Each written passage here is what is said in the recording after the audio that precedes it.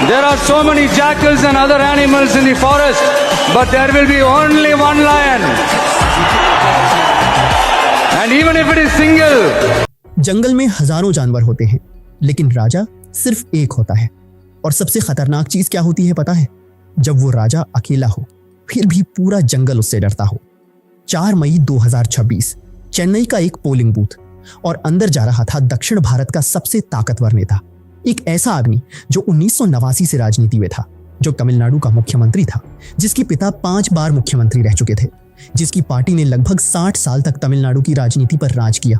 सबको लग रहा था ये चुनाव भी वही जीतेगा, लेकिन उसी शाम इतिहास बदल गया।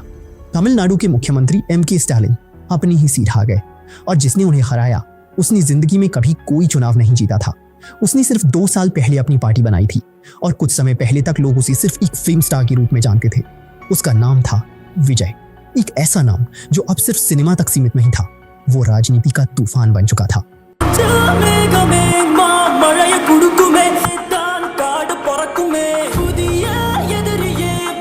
लेकिन सवाल ये है, आखिर बिना राजनीतिक अनुभव वाला एक एक्टर 60 साल पुरानी राजनीति को कैसे हिला देता है?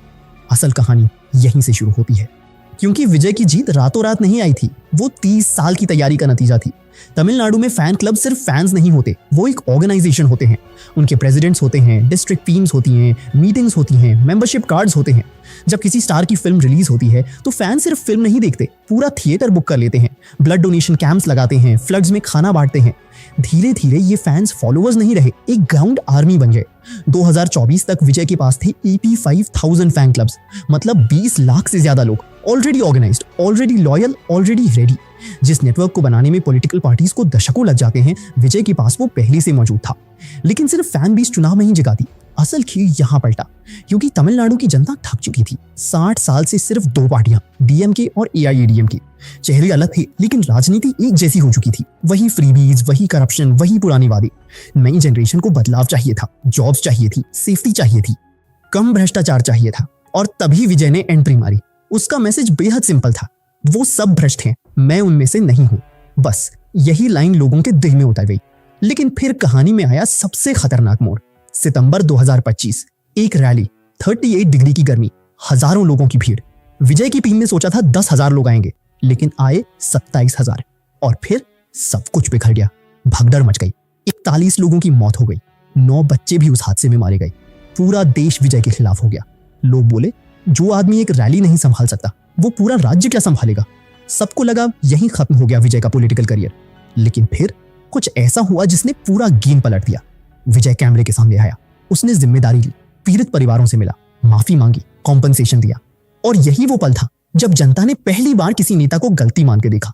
60 सालों से लोग नेताओं को सिर्फ बचते हुए देख रहे थे, लेकिन पहली बार किसी ने कहा, हाँ गलती हुई है। यहीं से विजय सिर्फ एक्टर नहीं रहा, एक उम्मीद बन गया। फिर चुनाव हुए, रिजल्ट आया, और तमिलनाडु की राजनीति हिल गई। 35% वोट शेयर, 108 सीटें, एक फिल्म स्टार ने 60 साल पुरानी राजनीति तोड़ दी। लेकिन कहानी अभी खत्म नहीं हुई, क्योंकि चुनाव जीतना आसान था। अब असली युद्ध सत्ता में शुरू होगा, क्योंकि विजय के पास बहुमत नहीं है। उसे उन्हीं पार्टियों का सहारा लेना पड़ सकता है जिन्हें वो भ्रष्ट कहता था। और सबसे बड़ा खतरा उसके वादे, free gold, free cash, free LPG। अगर वो सब लागू करता है तो तमिलनाडु की इकोनॉमी पर भारी बोझ पड़ सकता है।